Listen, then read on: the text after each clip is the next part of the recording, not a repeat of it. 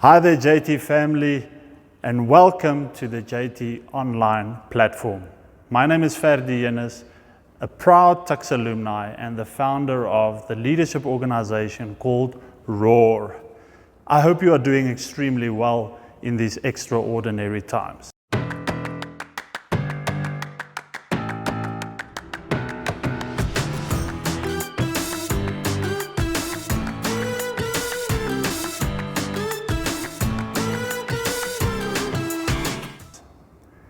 Have you ever been in the position where you started something? It's always great to start something, maybe to set out on a new adventure, maybe to start or plan for a new goal that you want to achieve. But there's a big difference between starting and finishing.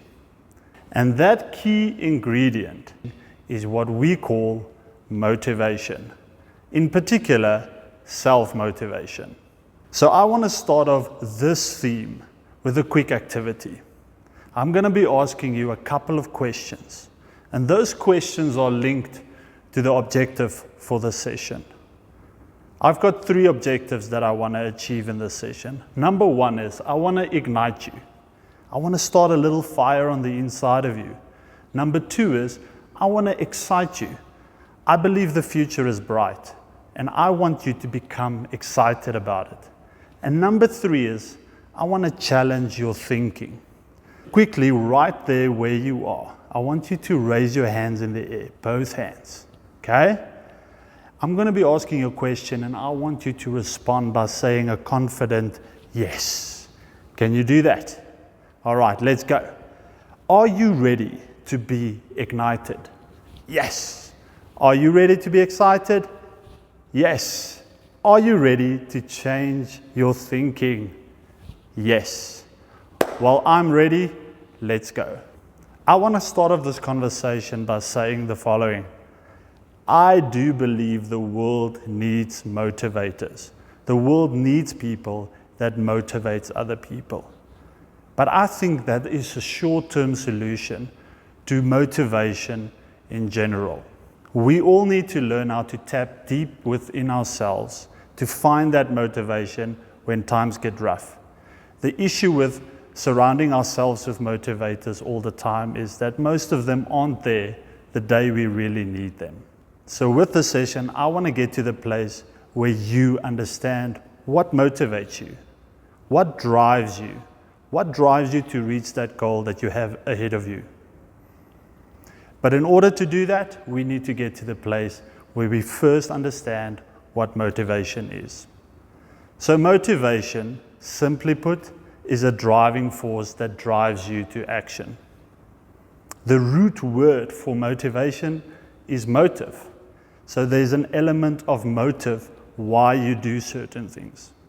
Every single one of us are driven by conscious and unconscious motives. And understanding those conscious and unconscious motives are super important in becoming a motivator, in particular, a self-motivator. So when we talk about self-motivation, we're talking about a topic that is way more than just normal motivation. You actually have to believe. There's a sense of confidence that you have to have in yourself. So you have to play a big role in motivating yourself. You have a responsibility towards yourself. The psychologist Angela Duckworth wrote an interesting piece on people that achieve great things. There were 2 things that were evident in every one of them. One of them was passion. They had passion for what they did. And number 2 is they stayed motivated and they persevered through tough times. They call it grit. We all need to be able to get to the place where we can motivate ourselves to persevere in tough times. So I want you to remember this. In self-motivation, you have a responsibility to play. On the other hand, I do want to say the following. This is a long-term strategy. Self-motivation doesn't just happen overnight. So you have to be patient with you. And in the session today, I'm going to give you a couple of clues as to how to get to the place of ultimately being solely dependent on yourself to motivate yourself. Remember, I spoke about motives. Now, there are two ways that motives are evident in our lives. Number one is intrinsic. So these motives refer to some internal factors that drives our motivation. So for instance, a sense of purpose, a sense of belonging, a drive that wants to make you feel good about what you are busy pursuing. The second one is extrinsic. These are external factors, like maybe you pursuing a goal to get money out of it or buy a house. Anything that is visible or tangible, those are extrinsic motives. So as you can see that our motivation is birthed in one of two places, intrinsic or extrinsic. I must just add that none of them are wrong. Sometimes it's a little bit of both, but it's super important when trying to motivate yourself to have a clear idea of where this motivation is coming from. Yes, you can pursue money. That could be a great motivating factor, but there needs to be an intrinsic value as well.